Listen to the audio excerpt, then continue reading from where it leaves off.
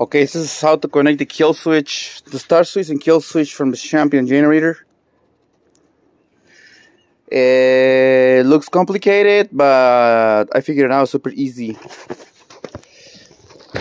Champion generator.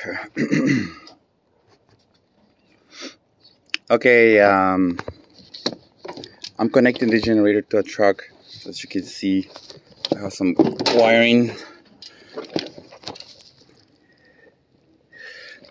So you see the switch right here? It has up and down. Okay. Oh, I haven't finished taping these. Okay, I'm gonna put it on the side. The switch has a white and black with the fuse. That's the one they used to start it. And then it has a black one, and then it has a ground. The fuses uses the ground for everything. I mean the switch, I'm sorry.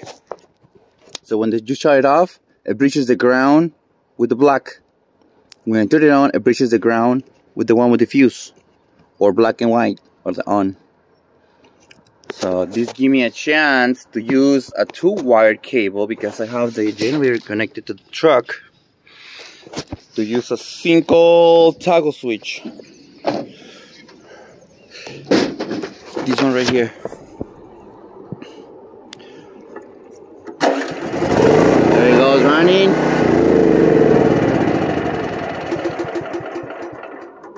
Because I'm using the ground of the truck, so the whole metal is ground, so the switch is grounded. And that's pretty much it. Super simple.